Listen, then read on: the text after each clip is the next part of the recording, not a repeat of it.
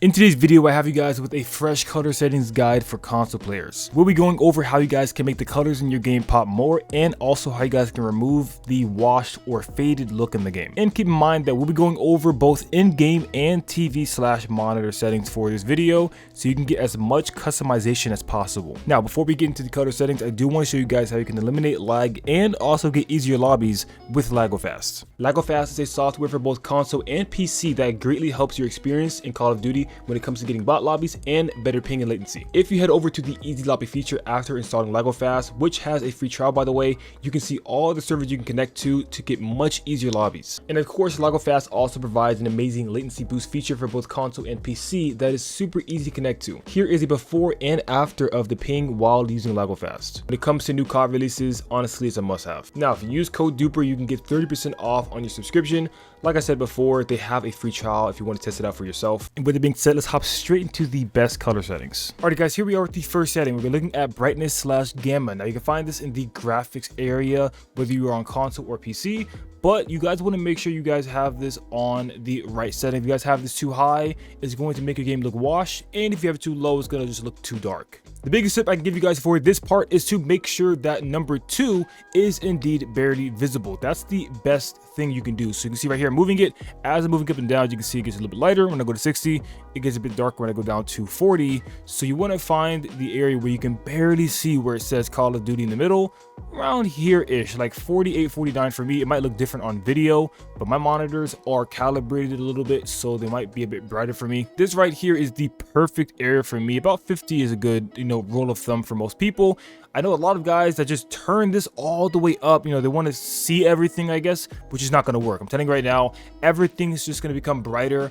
You're not going to be able to see more. I mean, sure, yeah, if your brightness is really, really low, like in the 30s, you should probably bring that up. But anything over like 55, 60 is just overkill. And while we are over here in the graphic settings, you guys do want to have Fidelity FX CAS on. This is going to just make a world of a difference when it comes to the sharpness of the game. You're going to be able to see things a lot better. And it's going to help things not look super blurry. Without this, things are kind of like mesh. It's almost gonna look like textures aren't loading. So yeah, this is going to really help make those lines a lot sharper. Now in the interface settings, if you go over to readability and go all the way down to color customization, this is where you can actually play around with some of the colors in the game. You have your actual like HUD/interface element colors, and then down here you have your color filter settings where you can change the way the game and HUD looks. So right here, if I was to choose filter 2, which in my opinion is the best, it's going to give like the most color. You can actually have the color filter target be the world, so it's not going to change your HUD and interface, especially if you aren't colorblind, because it might change some of the colors.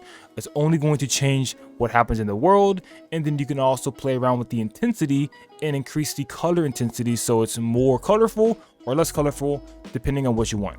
I have mine right here set at 75, which I believe is the default setting, but you guys can play around with this and just see exactly how good it looks. I recommend you guys like load into a Black Ops 6 private match, or you can just load into a game or whatever and play around with these settings as you're in the game so you can see which one looks the best. That's what I would do. You don't really want to do it in the lobby because it's kind of hard to tell whether or not it's being effective for the game. So you want to actually go inside of a game. But that right there is what you guys can do inside of the game to change the way the game looks, increase the color, brightness, and sharpness right here from the game settings. You don't have to do anything on your monitor yet, but now we are going to go in some monitor settings and things you guys can tweak around with to help with that as well. Now, if you guys are on a TV or monitor, you guys have a remote, or if you can control it with a button in the back of the TV, you guys can probably find color settings inside of your TV. Now, they might be labeled different things like saturation, color vibrance, color, things like that.